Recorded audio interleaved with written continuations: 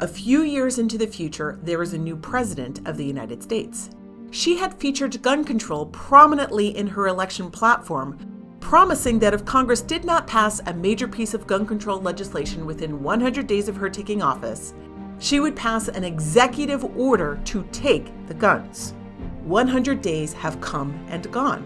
Her advisors inform her that what she is proposing is unconstitutional. She understands that and knows that the courts will immediately place an injunction on her order and that the Supreme Court will nullify it.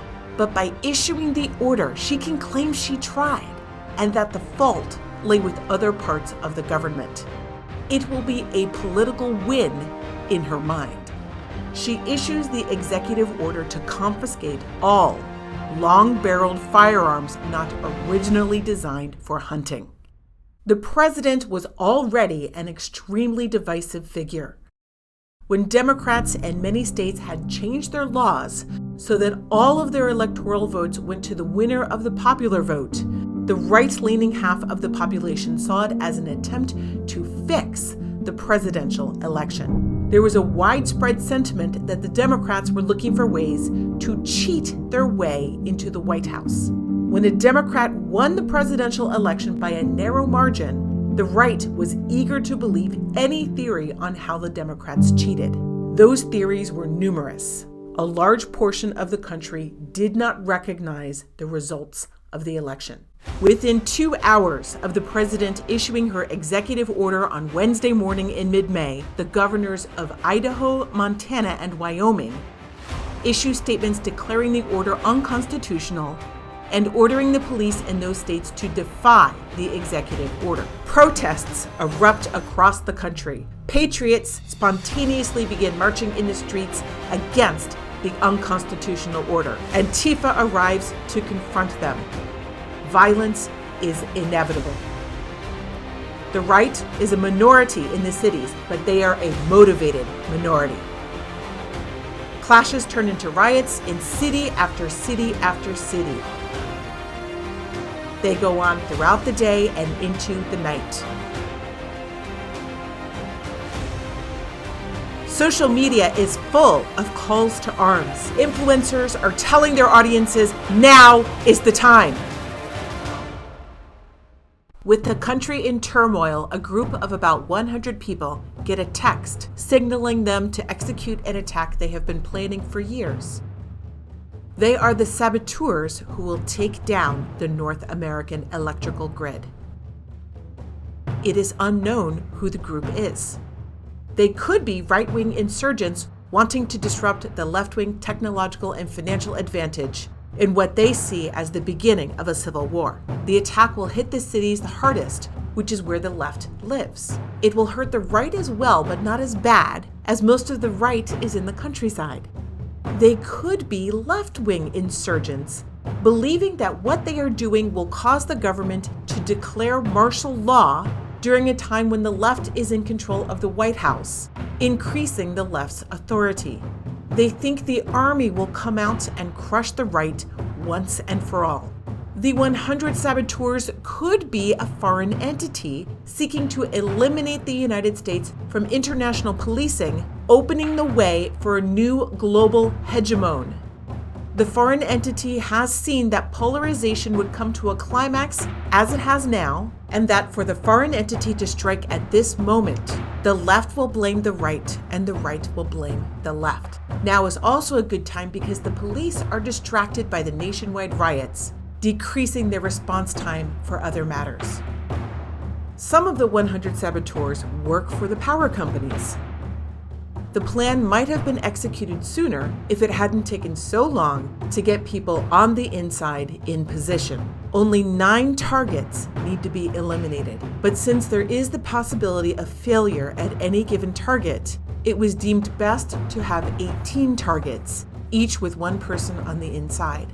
The targets are critical high-voltage transformer substations.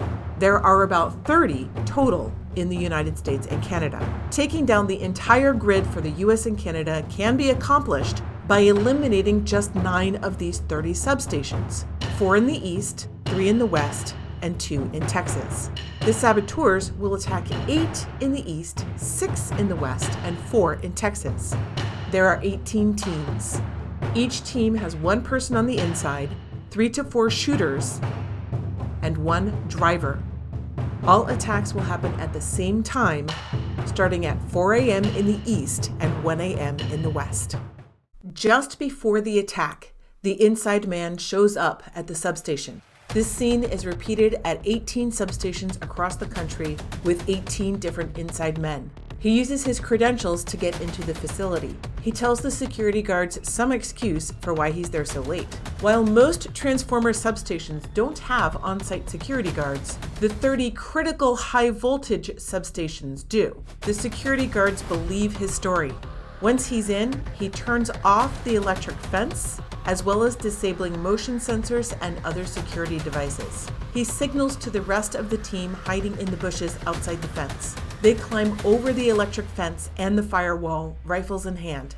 In some facilities, the security guards did not notice anything happening in the 3 minutes between the disabling of the security devices and the invasion of the saboteurs. Those security guards are taken by surprise.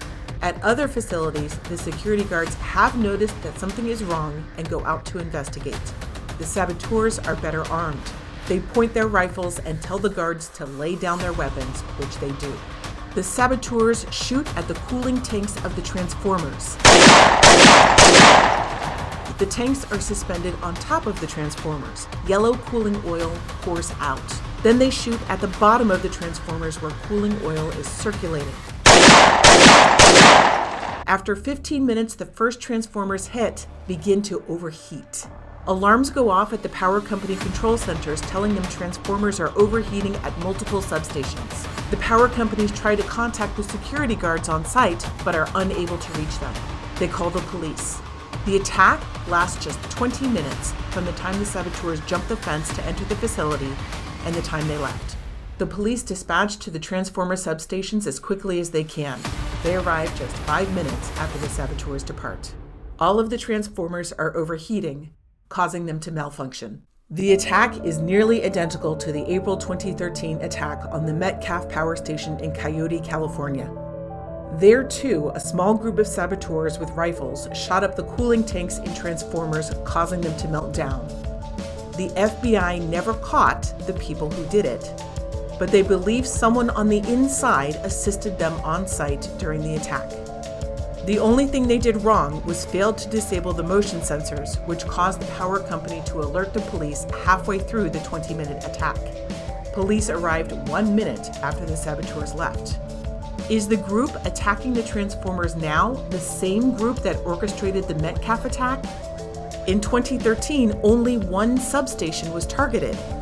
The group was clearly sophisticated about how the grid works. They must have known that would not be enough to cause a blackout. So why do it? Was 2013 practice for this? Some at the FBI think the Metcalf attack was done by a single disgruntled employee. Is it scarier to think that a sophisticated group of terrorists planned and executed an attack against a transformer substation, or scarier to think that one man acting alone could do that much damage? If one man can take out an entire critical high-voltage transformer substation, then the saboteurs now don't need 100 men for this attack.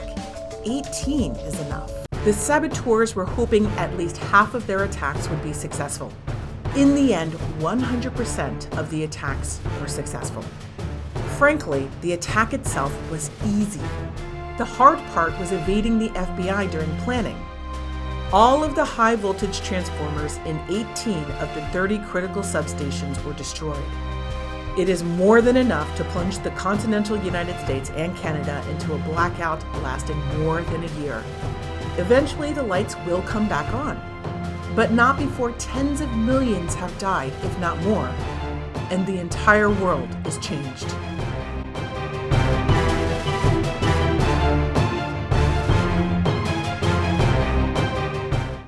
Stay tuned for scenes from next week's episode. For an ad-free version of these videos, go to BitChute or Brighteon, links in the description. Even with the ads, there is not enough YouTube ad revenue to support this show. Please consider subscribing on Subscribestar. Next week on The Collapse.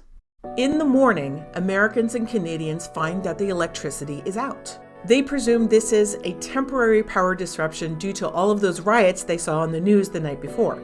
They are sure the power will be back on in a few hours. What most people do not know is that dozens of large high-voltage transformers across the U.S. have been destroyed by rifle fire.